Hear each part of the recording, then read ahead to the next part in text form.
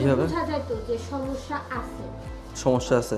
জি sir. কি সমস্যা মনে হতো তখন যখন তখন হাঁটতো? পাটায় একটু অন্যরকম থাকতো। ভিতরের দিকে ঢুকে হ্যাঁ, হাঁটতো, হ্যাঁ, ইনওয়ার্ড টোয়িং ছিল। জি স্যার। বাচ্চা হচ্ছে পাটা ভিতরের দিকে ঘুরে ঘুরে হাঁটতো, তাই না? হ্যাঁ হ্যাঁ হ্যাঁ, ঘুরে ঘুরে হাঁটা, আবার পায়ের মাঝখানটায় অনেকটা একটু গ্যাপ ছিল।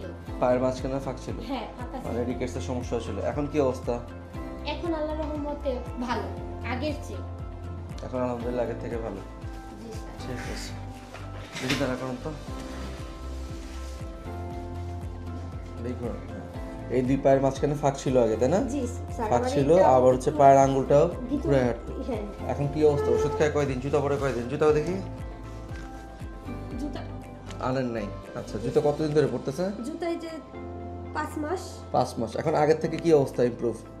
হ্যাঁ, আগের ভালো। থেকে আলহামদুলিল্লাহ ভালো। এখন আর ওই পা ঘুরে কম হাঁটে, তাই তো? হ্যাঁ, জি স্যার। ইনওয়ার্ড টোয়িংটা কম হয়, আর মাঝখানে যে ফাঁক ছিল ওটাও ভিটামিন ডি একটু- কম ছিল, হ্যাঁ, সেটা আলহামদুলিল্লাহ কমে আসছে। কমে আসতেছে।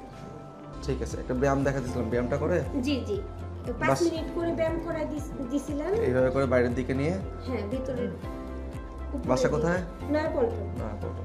অনেক বাচ্চা এই সমস্যাটা থাকে যে ইনওয়ার্ড টোয়িং করে, বাচ্চা হচ্ছে গিয়ে পায়ের এই যে পাতাটা, এই পাতাটা ঘুরায় হচ্ছে ভিতরের দিকে হচ্ছে গিয়ে হাঁটে, হ্যাঁ, মানে এইভাবে করে স্টেপ ফেলে ভিতরের দিকে থাকে।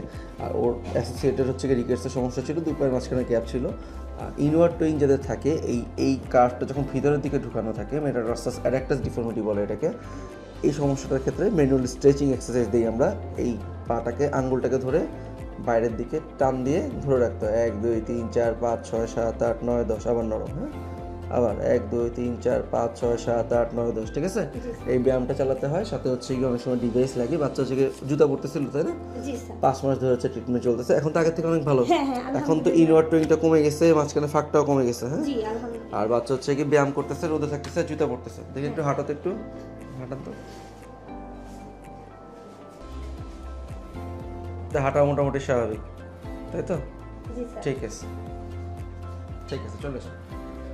এখন হচ্ছে গিয়ে রেগুলার হচ্ছে বাচ্চার ব্যায়ামটা চলবে, আর হচ্ছে গিয়ে বাচ্চা যেটা করবে সেটা হচ্ছে ডিভাইস যেটা দেওয়া আছে এএফও, সেটা ইউজ করবে। আর হচ্ছে সাপ্লিমেন্ট তো চলতেছে, ভিটামিন ডি কম ছিল সেই জন্য।